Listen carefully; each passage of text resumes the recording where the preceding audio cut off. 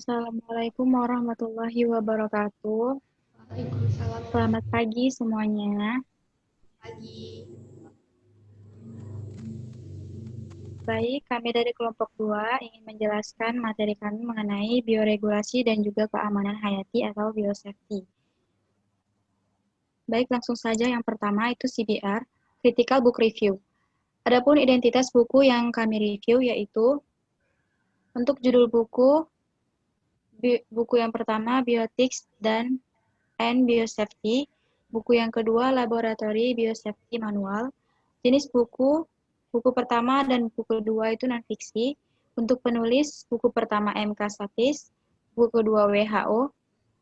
Penerbit, buku pertama IKA International Publishing House PVT Ltd, buku kedua Grant or Cooperative Agreement.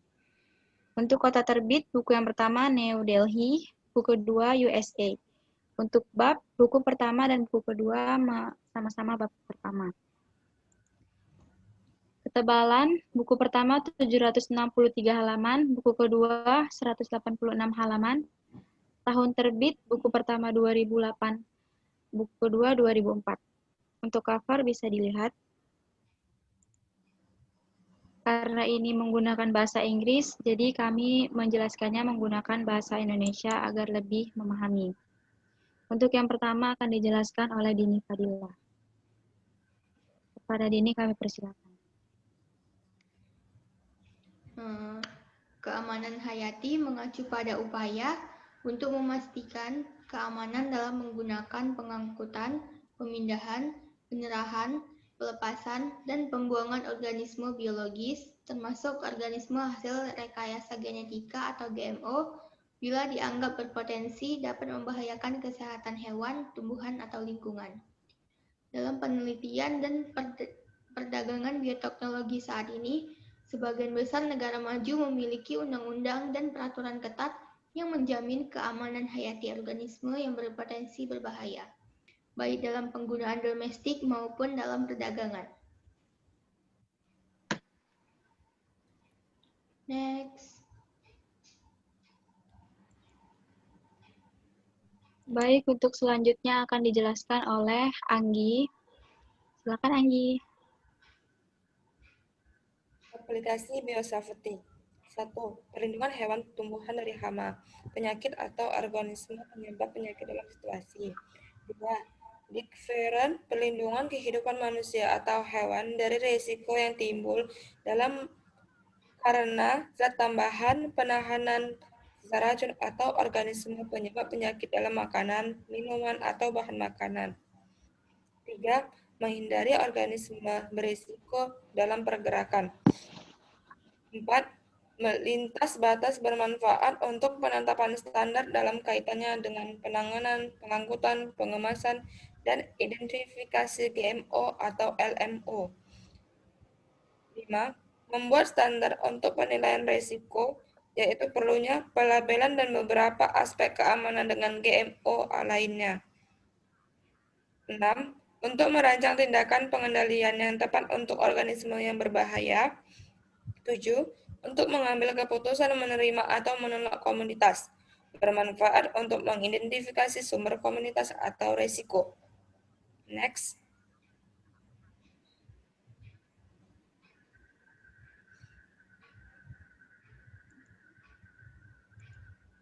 Baik, yang selanjutnya akan saya jelaskan sendiri.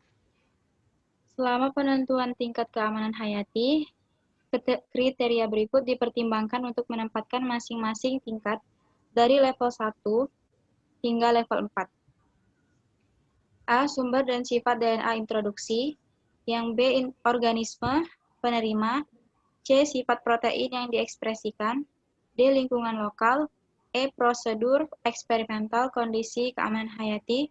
Memastikan perlindungan maksimum saat menangani organisme berbahaya potensial yang digunakan dalam berbagai aspek bioteknologi. Oleh karena itu, perlindungan yang lebih besar dapat direncanakan untuk bahaya yang diperkirakan. Yang selanjutnya akan dijelaskan oleh Dini.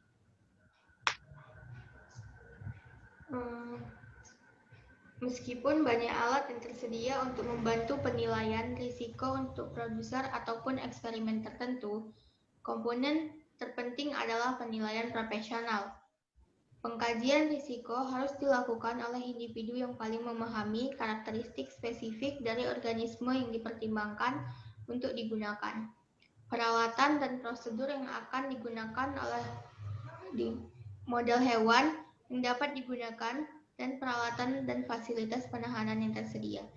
Direktur laboratorium atau penyelidik utama bertanggung jawab untuk memastikan bahwa penilaian risiko yang memadai dan tepat waktu dilakukan, dan untuk bekerja sama dengan Komite Keselamatan Lembaga dan personal biosafety untuk memastikan bahwa peralatan dan fasilitas yang sesuai tersedia untuk mendukung pekerjaan yang sedang dipertimbangkan. Next.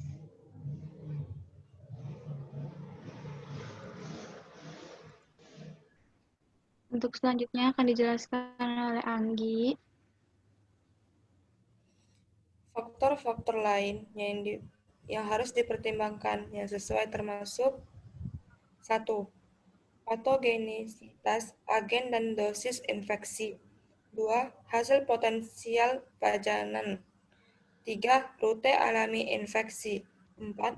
Rute infeksi lain yang dihasilkan dari manipulasi laboratorium. Parenteral airborne konsumsi. 5. Stabilitas agen di lingkungan. 6. Konsentrasi agen dan volume bahan terkonsentrasi yang akan dimanipulasi. 7. Keberadaan inang yang sesuai. 8. Informasi yang tersedia dari studi hewan dan laporan infeksi yang didapat di laboratorium atau laporan klinis. 9. Kegiatan laboratorium yang direncanakan. 10. Setiap manipulasi genetik dari organisme yang dapat memperluas jangkauan inang agen atau mengubah kepekaan agen terhadap regimen pengobatan yang diketahui dan efektif. 11. Ketersediaan lokal profilaksis atau intervensi terapeutik yang efektif. Next. Untuk kelemahan dan kelebihan buku pertama dan buku kedua, kelemahan buku kedua yaitu kurangnya penjelasan atau mengenai definisi biosafety, sedangkan pada buku pertama dijelaskan lebih detail daripada buku kedua. Kelebihan dari kedua buku tersebut yaitu mudah untuk dipahami karena memiliki sistematika atau alur yang cukup mudah untuk dipahami. Baik, yang selanjutnya yaitu CJR atau Critical Journal Review. Adapun identitas jurnal yang kami review yaitu judul jurnal Regulasi Keamanan Hayati Produk Rekayasa Genetika di Indonesia itu jurnal yang pertama, jurnal yang kedua Analisis Regulasi dan Kebijakan Hayati serta Peluang Keberhasilan Adopsi Benih Transgenik di Indonesia. Penerbit jurnal pertama Ami Estiati dan M. Herman. Jurnal yang kedua Edwin S. Saragi, Santun RP Sitorus, Haryanto Sugiono, Muljo Pawiro. Tahun terbit, jurnal yang pertama 2015, jurnal kedua 2010. Jumlah halaman, jurnal pertama 18 halaman, jurnal kedua 9 halaman.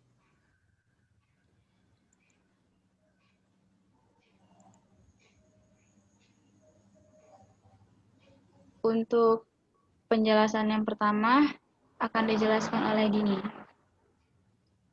Untuk jurnal 1 yaitu Bioregulasi dan Keamanan Hayati atau Biosafety.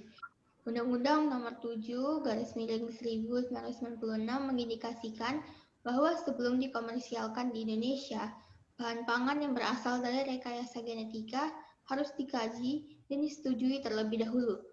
Demikian juga PP Nomor 69/1999 tentang label dan iklan pangan mengharuskan pencantuman label. Akan tetapi, saat ini belum dijumpai adanya produk pangan yang dilabel sesuai dengan aturan ini. Situasi ini tentu saja membuat bingung konsumen, produsen pangan olahan, dan publik pada umumnya. Next.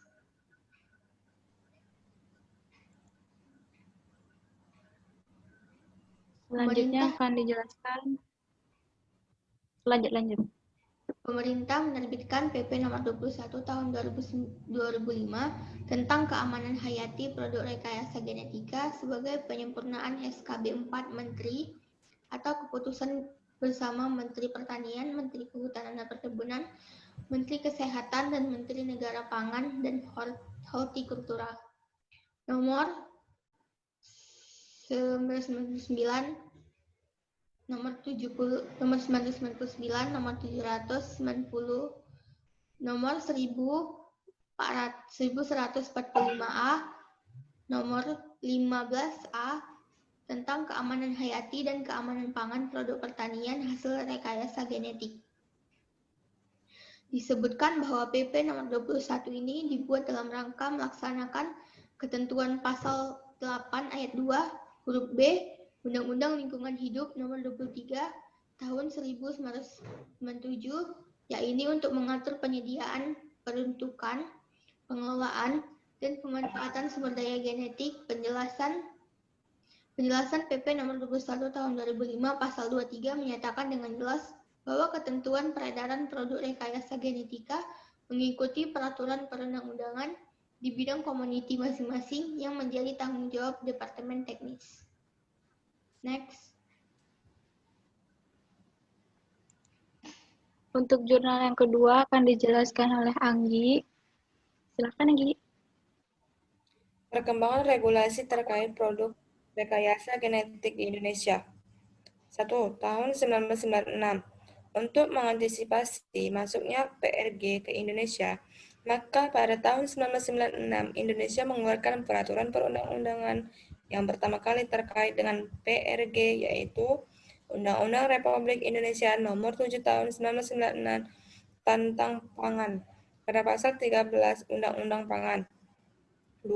Tahun 1999, pada tahun 1999 diberlakukan keputusan bersama Kepber, Menteri Pertanian, Menteri Kehutanan Perkebunan, Menteri Kesehatan, serta Menteri Negara Pangan dan Hortikultural. Nomor sekian-sekian tentang keamanan hayati dan keamanan pangan produk pertanian hasil rekayasa genetik sebagai pengganti keputusan Menteri Pertanian tentang ketentuan keamanan hayati produk bioteknologi pertanian hasil rekayasa genetik. Next. 3. Tahun 2004. Lanjut aja Anggi. Pada tahun 2004 dikeluarkan peraturan pemerintahan atau PP yang erat terkait dengan pemanfaatan PRG, khususnya pangan PRG, yaitu Peraturan Pemerintahan Republik Indonesia Nomor 28 Tahun 2004 tentang keamanan, mutu dan gizi pangan. 4. Tahun 2005. Pada tahun 2005, Kepber 4 Menteri tahun 1999 telah diangkat menjadi Peraturan Pemerintahan Republik Indonesia Nomor 21 Tahun 2005 tentang keamanan hayati PRG. 5. Tahun 2012. Pada tahun 2012, Undang-Undang Republik Indonesia Nomor 7 Tahun 1996 tentang pangan direvisi menjadi Undang-Undang Republik Indonesia Nomor 18 Tahun 2012. Next.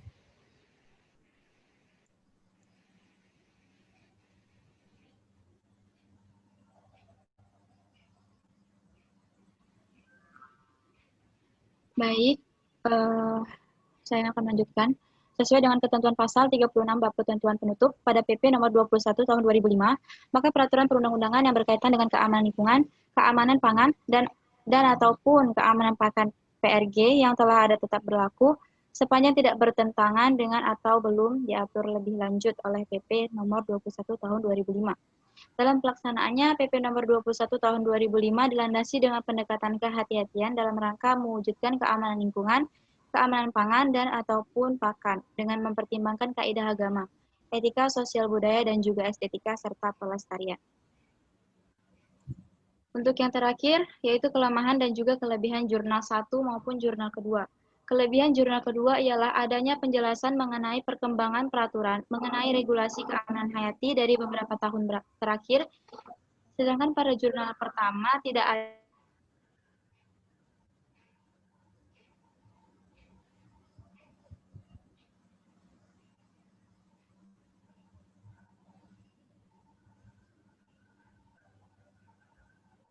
Nah, yang terakhir ini daftar pustaka yang kami dapatkan untuk membuat CBR maupun CGR dari sini kami dapat. Baik, mungkin itu saja. Kurangnya kami mohon maaf. Adapun kesalahan kata